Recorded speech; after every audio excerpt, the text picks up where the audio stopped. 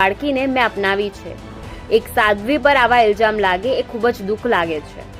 આ બાળકીનું નામ એકતા છે. રમકડા અમારા અનુયાયીઓએ આપ્યા છે. ઋષિ ભારતી બાપુ મારા પિતા સમાન છે. બાળકી પાસે મહિષાસુર મર્દિની અને અન્ય શ્લોક બોલાવી બાળકીને આપવામાં આવેલા સંસ્કારની પણ તેઓએ વાત કરી છે. મારો પક્ષ રજૂ કરવો છે કે મારી ઉપર એક ઇલ્ઝામ આવ્યો છે કે માતાજીની એક દીકરી છે. આ અમારી એકતા અહીંયા બેઠી છે. એના પપ્પા નાની હતી ત્યારે એક્સપાયર થઈ ગયા છે, ગુજરી ગયા છે. આના પપ્પા અત્યારે નથી. જ્યારે નાની હતી ત્યારે તો આના પપ્પા નથી, એના મમ્મી હતા, એને બીજી લગ્ન કરાવી દીધા. તો આ એક નિરાધાર બાળક કહેવાય. શું કહેવાય? એક આ હ્યુમેનિટીનું કાર્ય છે. ઋતંભરા દીદી છે, કેટલી દીકરીઓ એની પાસે છે. ગીતા દીદી છે, કેટલી દીકરીઓ એની પાસે છે. તો હું કોઈ એવું ખરાબ કાર્ય મેં નથી કર્યું જીવનમાં. અને આજ મારી એકતા અહીંયા મારી સામે છે, એટલે હું મારો પક્ષ રજૂ કરવા જનતાને એમ થાય કે માતાજી, વિશ્વેશ્વરી માતાજી શું છે, મારા આ કરવું પડે એ પણ મને બહુ દુઃખની વાત છે. અને ગુરુ છે એ પિતા સમાન છે. અને જો પિતા ઉઠીને એમ કે આના અંદરના કપડાં તો મેં અત્યારે પણ લેગીસ પહેરેલી છે, અંદર એ કપડાં પહેરેલા છે, કેમ કે હું એક લેડીઝ છું.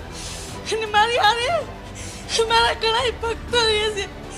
અને હું સાધ્વી થઈશું તો આશ્રમમાં મારો રૂમ નહીં હોય તો બીજે ક્યાં હશે? તો હું આશ્રમમાં ન રહું તો હું ક્યાં જાઉં?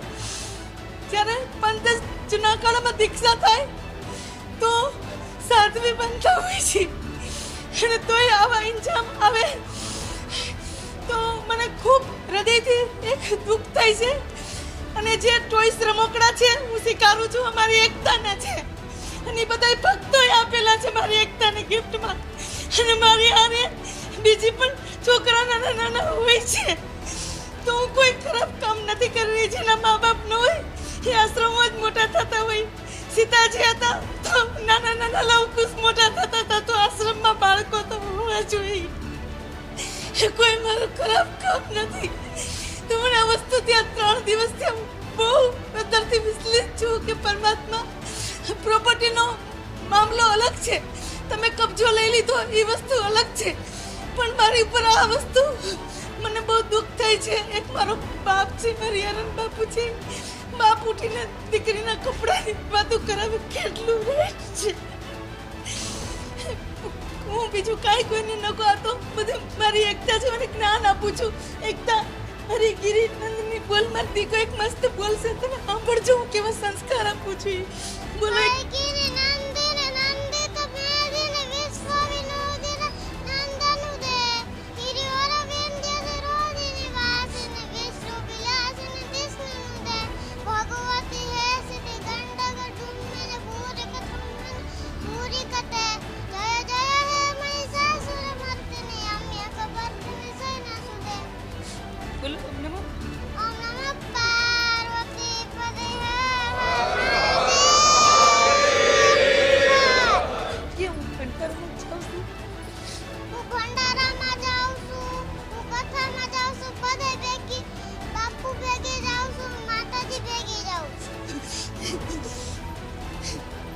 અમારી બધાની દીકરી છે.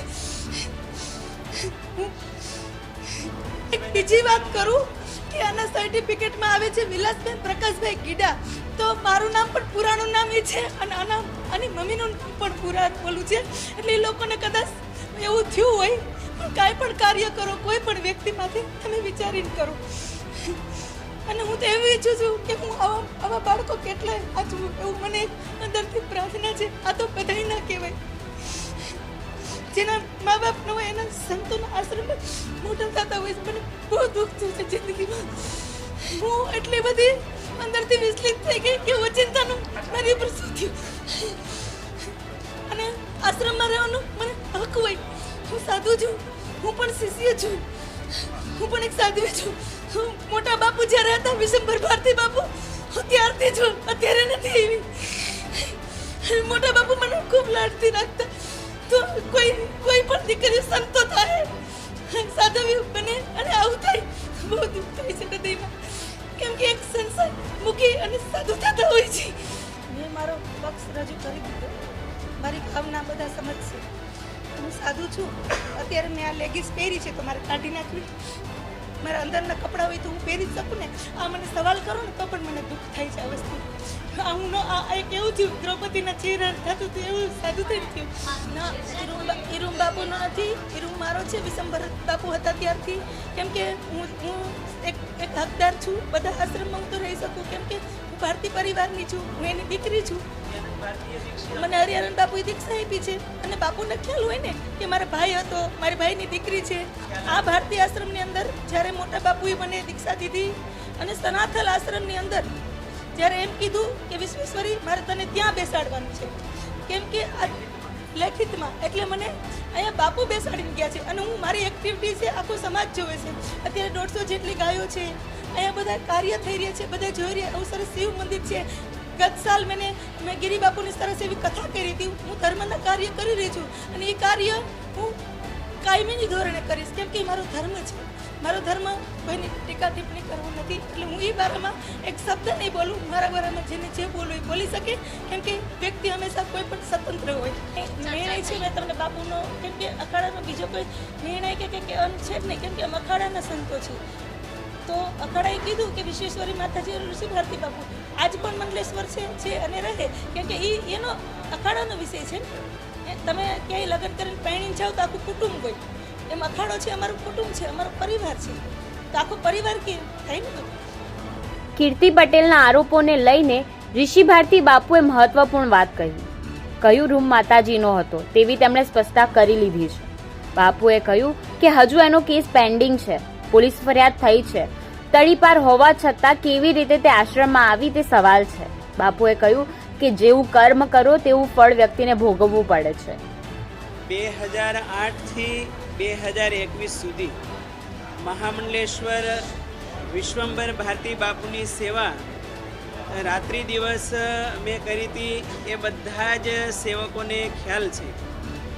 અને આ જે વિવાદ છે એ જમીનનો વિવાદ નથી, અસ્તિત્વનો વિવાદ છે. મારા વ્યક્તિગત લાઈફનો વિવાદ છે. અને જે લોકોએ ઇલ્ઝામ લગાવ્યા છે એના હું 2-3 દિવસથી સતત મારા ટ્રાવેલિંગ પ્રવાસમાં પણ મીડિયાના માધ્યમ દ્વારા જવાબ આપતો રહ્યો છું. અને આજે પણ ગુજરાતના સર્વે ઇલેક્ટ્રોનિક અને પ્રેસ મીડિયાના તમામ મિત્રોને હું જણાવવા માગું છું કે આજે ગુજરાતભરના તમામ વર્ણના સેવકો છે. હમણાં કોણ પૂછતું હતું કે ભાઈ આ સમાજ નહીં, એક સમાજના નથી. સમાજ ક્યારેય એક સમાજનો હોય જ ના શકે. પણ જે સમાજમાં એનો જન્મ થયો એને તો જ્ઞાતિ ગૌરવ હોવાનો જ છે. પણ આજે તમે જો આજે બધા સમાજના સેવકો છે અને આજે આવ્યા છે તો એમનો ભાવ છે. અમે કોઈ નિમંત્રિત નથી કર્યા. એના ભાવથી કે બાપુ ઉપર આવા ખોટા આક્ષેપો થઈ રહ્યા છે, માતાજી ઉપર આવા આક્ષેપો થઈ રહ્યા છે, ત્યારે એની સ્પષ્ટતા કરવા માટે આજે આ બેઠક થઈ રહી છે. તો જ્યારે જે આક્ષેપ થયો છે એ માતાજી તો સ્પષ્ટતા કરી છે કે રૂમ માતાજીનો હતો. તો પછી એમાં મારા રૂમ દર્શાવવાની વાત જ ક્યાં આવે છે? ક્યાંક ખોટી રીતે દર્શાવ કાંઈ વાંધો નહીં, પણ વ્યક્તિ સ્વતંત્ર છે, ઇલ્ઝામ લગાવી શકે. પણ એ આજે સ્પષ્ટતા કરી રહ્યો છું. મારે મીડિયાના માધ્યમ દ્વારા હરિયાનંદ ભારતીને ડાયરેક્ટ પ્રશ્ન છે કે બાપુ બ્રહ્મલીન થયા ત્યારબાદ જુનાગઢ ભારતીય આશ્રમનો વિવાદ કેમ ઊભો નથી થતો? ત્યાં જે સંત છે એ એમના સમાજના છે. કેવા છે, ક્વોલિટી, લાયકાત એ મને ખ્યાલ નથી. પરંતુ એને તમે મહાન તરીકે બેસાડો, સ્વતંત્ર એને વહીવટ સોંપો તો કોઈ પ્રશ્ન નથી આવતો. માત્ર સરખેજના પ્રશ્નને લઈને, સરખેજની જગ્યાને લઈને વિવાદાસ્પદ વાતાવરણ આખું ઊભું કરવું એ એટલો ભેદભાવ શા માટે?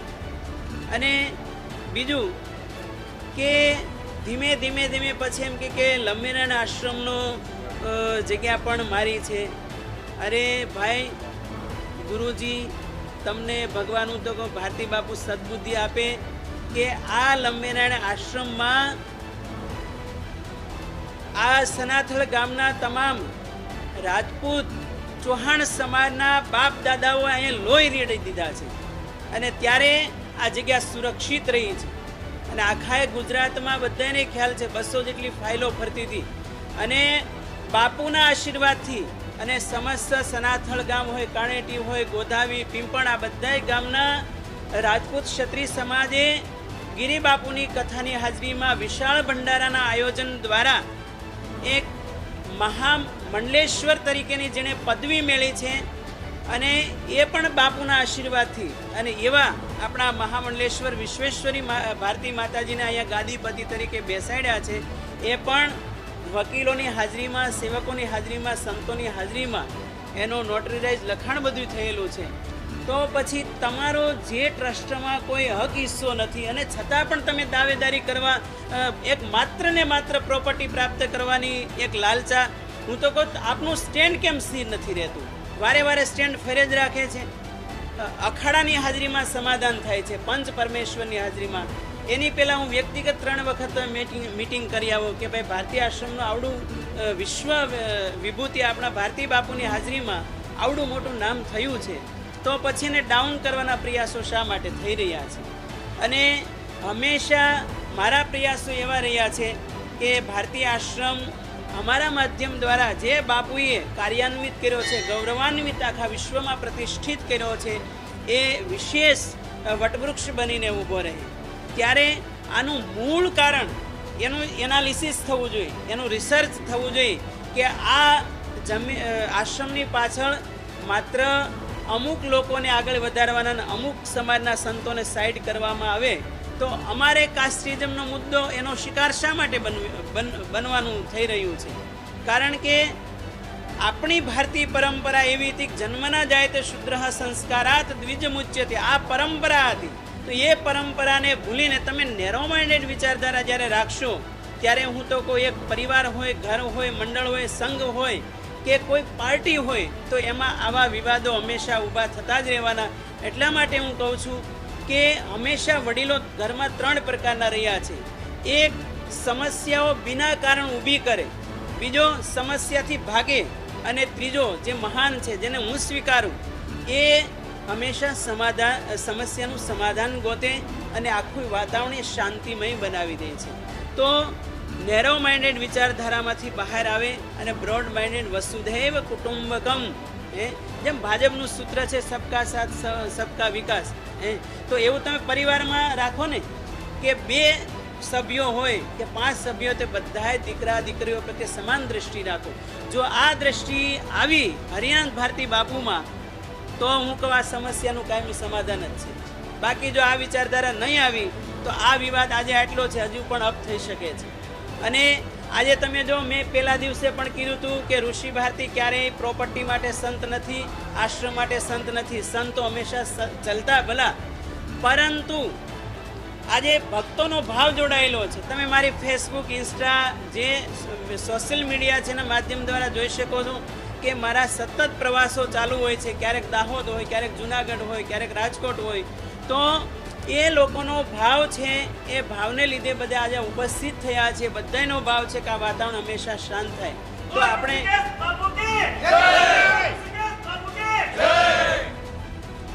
તો ગિરનારી મહારાજને પ્રાર્થના કરીએ કે સૌને સદબુદ્ધિ આપે અને વાતાવરણ હંમેશા શાંત થાય. અને આપણે બધાએ સાથે મળી united we stand, divided we fall એ સૂત્રને જો અપનાવશું તો આપણે ડિવાઈડ થતા જશું અને આપણો સનાતન છે એ ડાઉન થશે. કારણ કે મને ઘણા સંતોના ફોન આવ્યા અને આ ઘટના ઘટી એટલે તાત્કાલિક અમારે અખિલ ભારતીય અખાડા પરિષદમાંથી ફોન આવ્યો અને તરત અમે 2-3 દિવસ સતત ટ્રાવેલિંગમાં છે. નથી જમવાના ઠેકાણા, નથી સુવાના ઠેકાણા. અને સીધા અમે હરિદ્વાર ગયા, હરિદ્વારથી સીધા ગાઝિયાબાદ પૂજ્ય હરિગીરીજી મહારાજ, જે અમારું આખું અખાડાનું માવતર કહેવાય, અમારા વડીલ કહેવાય, એ જે માર્ગદર્શન આપશે, જે આશીર્વાદ આપશે, એનો જે ફેંસલો આવશે અમે સ્વીકાર કરવા તૈયાર છીએ. કારણ કે અમારા અખાડાની આખરી કોર્ટ તો એ જ છે. બાકી જે સરકારની કોર્ટ છે એમાં પણ કોર્ટમાં પેન્ડિંગ આ ઇસ્યુ પડ્યો છે, બરાબર.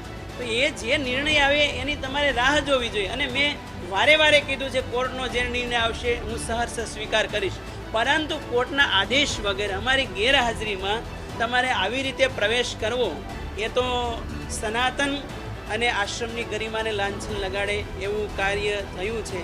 તો બસ આટલું. બોલે ગિરનારી મહારાજ કી જય. જો પોલીસ આપણે 5/9/2024 એટલે આવતીકાલે વિશાળ સંત ભંડારો એટલે ભારતીય આશ્રમનો પાયો નાખનાર દત્યા સ્ટેટના રાજકુમાર અવંતિકા ભારતી બાપુની 50મી નિર્વાણ તિથિ હતી અને બ્રહ્મલીન કલ્યાણાનંદ ભારતી બાપુ મહામંડલેશ્વર એમનો ષોડશી ભંડારાનું ભવ્ય આયોજન થયેલું હતું. એ નિમિત્તે અમે લેખિતમાં અરજી આપેલી હતી કે અહીંયા કોઈ સમસ્યા કે શાંતિનો ભંગ ન થાય, એટલે અમે પણ પોલીસને બોલાવ્યા હતા. હવે એ લોકોએ બોલાવ્યા એ મને ખ્યાલ નથી, એટલા માટે પોલીસ તો અમારા તરફેણમાંથી આવેલી હતી. પણ કોઈ જાણ કર્યા વગર આવી રીતે આવવું એ તો યોગ્ય ના જ કહેવાય. માતાજી અહીં બેઠા જ છે, આખી દુનિયા જાણે જ છે. અને જ્યારે રૂમનો પ્રશ્ન આવ્યો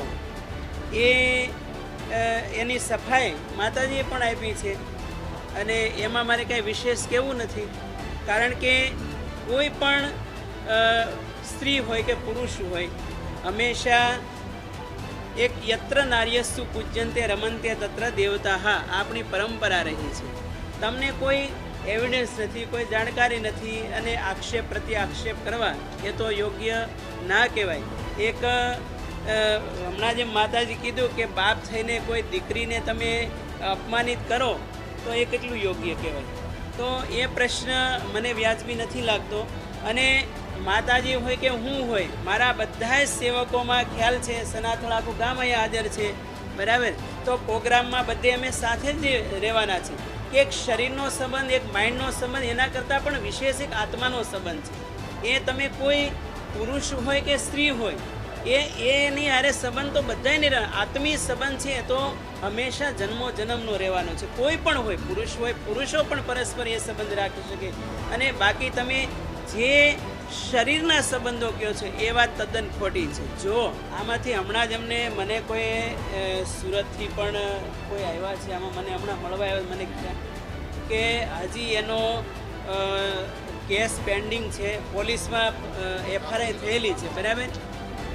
તો તડીપાર હોવા છતાં એ વ્યક્તિ અહીંયા પોલીસની હાજરીમાં કઈ રીતે આવી શકે એ પણ એક ક્વેશ્ચન માર્ક છે. પણ જે હોય તે, હું તો એમ કહું, આક્ષેપો કરવા એ દરેક વ્યક્તિનો સ્વતંત્ર અધિકાર છે, કરી શકે છે. પણ કઈ રીતે પ્રવેશ કરે એ એક જોવાનું રહ્યું છે, એ પણ આશ્ચર્ય છે. મારા ભક્તોની જે ભાવના હશે એની સાથે હું હંમેશા છું. અને મારા સેવકો એ જે નિર્ણય લેશે એ આખરી રહેશે. કારણ કે સંત માટે એવું કહેવાયું છે કે તુલ્ય નિંદા સુતિર મૌની સંતુષ્ટો યન કેનચિત અનિકેતા શ્રીમતી ભક્તિમાન મેં પ્રિયો ન રહ. સંત છે તો માન અપમાનથી પર હોવાનું. તમે ગમે એવા આક્ષેપ કરો એ ઋષિ ભારતી તૈયાર છે, આક્ષેપ કરી શકે છે, પરંતુ એનાથી મને કશો ફરક નથી પડતો. આજે સમાજ છે, આજે તમને સોનાના આરથી વધાવે, આવતીકાલે તમને બૂટના ખાડાઈ પણ પહેરાવે, બરાબર. એટલે એ એક જે લોકો સંતની વાસ્તવિકતા નથી જાણતા એ લોકોની માનસિકતા એવી રહી છે. અને બીજું, ગીતામાં કૃષ્ણે એ પણ ઉદ્ઘોષણા કરી છે કે અવશ્યમેવ કર્તવ્યમ કૃતમ કર્મ શુભાશુભમ ના ભુક્તમ ક્ષીયતે કર્મ કલ્પકોટી શતૈરપી. કે જેવું કર્મ તમે કરો એ કર્મનું ફળ દરેક વ્યક્તિએ ભોગવવું જ રહ્યું છે.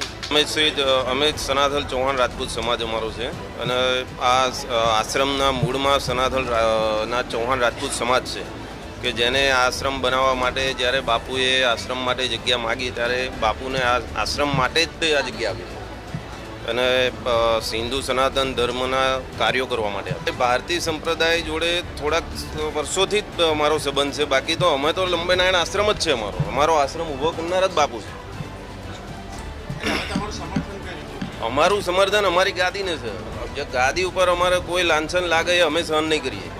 હાલમાં થોડા સમયથી અમદાવાદ સરખેજ વિસ્તારમાં ભારતીય આશ્રમને લઈને જે વિવાદ ચાલી રહ્યો છે અને લંબે નારાયણ આશ્રમમાં જે ઋષિ ભારતીય બાપુ જે આવ્યા હતા ને તે પછી અહીંયા પણ તેમને અહીંયાથી પણ કાઢી દેવામાં આવ્યો હતો અને અહીંયા પણ કબજો કરી દેવામાં આવ્યો હતો. તો અત્યારે હાલમાં જે એક મહિલા દ્વારા જે ઋષિ ભારતીય બાપુ વિવાદિત ટિપ્પણીઓ પણ કરવામાં આવી હતી અને રૂમના જે કપડાઓ પણ કપડાઓના જે દ્રષ્ટિએ પણ બતાવવામાં આવ્યા હતા તેને લઈને અત્યારે હાલમાં ઋષિ ભારતીય બાપુના અહીંયા સમર્થકો જે અમારી સાથે જોડાયા છે એમની સાથે અમે વાત કરીશું. સૌથી પહેલાં એ મહિલાને અમે વાતચીત કરી જે મહિલા અહીંયા જોડાય છે એમની સાથે.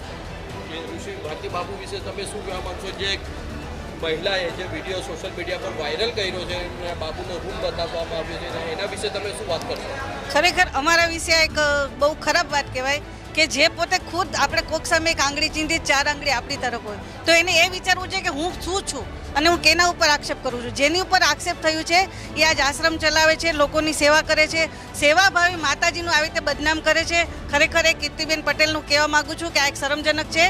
તમે જેને બદનામ કરતા એને કરો, પણ આ જે માતાજી છે, જે ઋષિ ભારતી છે એમને બદનામ કરવાનું જે છે એ છોડી દો. અને તમે જો ફરાજ છો છતાં પણ અમારા આશ્રમમાં આવ્યા તો તમારી અટકાયત કેમ નથી થતી? હજી આજ સુધી તમે હાજર પણ નથી થયા છતાં તમારી અટકાયત નથી થઈ અને તમને સુરત છોડીને આશ્રમ અહીંયા જ આવવાનું થયું કે તમે અહીં દર્શન કરવા આવ્યો. આ એક ખરેખર એક સાજિશ છે અને એક જાણી જે છે આ જાણી જોઈને આ બધું કરવામાં આવ્યું છે. આ એક કારસ્થાન છે અને આ એક ષડયંત્ર છે. આનો મોરો મારા બાપુ અને જે વિશ્વેશ્વરી માતાજી છે થઈ રહ્યા છે. ખરેખર આનો એક ઉકેલ આવવો જોઈએ. આની જે છે એની તપાસ થવી જોઈએ. બસ અમારી એવી માંગ છે. એમણે એમ કીધું છે કે ઋષિ ભારતીય બાપુ પણ આપ નથી, બરાબર અમે તમને બાપુ પણ ના કહેવાય એવું કંઈ કહેવા માંગ્યું તો એના વિશે તમે શું કહેશો? કીર્તિબેન જો એવું કહેતા હોય કે આ બાપુ નથી તો કીર્તિબેન આ ભારત દેશની અંદર કોઈ કોર્ટના જજ નથી. કીર્તિબેન કોઈ જગ્યાના કોઈ ન્યાયિક પરિસ્થિતિના જવાબ આપનાર વ્યક્તિ નથી. એના સમાજ પાટીદાર સમાજ કે આજ સુધી એને પાટીદાર સમાજનું કોઈ સ્ટેજ નથી મળ્યું. પાટીદાર સમાજ એને સ્વીકારવા તૈયાર નથી. એ એક ન્યુસન્સ લેડીઝ છે જે આખા ગુજરાતના લેડીઝોને યુવાનોને ગમે ત્યારે સોશિયલ મીડિયામાં આપે જોઈ ગાળો બોલતે. એટલે એમના સર્ટિફિકેટની અમારા બાપુને જરૂર નથી. હું તો એવું કહું છું કીર્તિબેન, તમારા ગુરુ અને અમારા ગુરુને બેન સામે સામે બેસાડી ટેબલ ઉપર ડિબેટ કરાવો તો તમને ખબર પડે કે હરિયાનંદ બાપુ શું છે અને ઋષિ ભારતી બાપુ શું છે. તો જે અત્યારે ઋષિ ભારતીય બાપુએ સમર્થકો પર આ મુદ્દો મૂક્યો છે કે સોશિયલ મીડિયા પર જે મહિલાએ વિડીયો વાયરલ કર્યો છે તો એના વિશે કોઈ માનહાનિ દાવો કરવામાં આવશે. તો ઋષિ ભારતી બાપુ એવું જણાવ્યું કે અમારા જે સમર્થકો છે, અમારા જે શ્રદ્ધાળુ છે, અમારા તો એ લોકો આના વિશે જે નક્કી કરશે એવી રીતના અમે આગળ પગલાં લેશું અને અમારો જે વકીલ છે જે દિશામાં અમને કહેશે તે દિશામાં અમે જશું. તો એના વિશે આપ શું કહેવા માગશો કે તમે શું માનહાનિનો દાવો કરશો એ મહિલા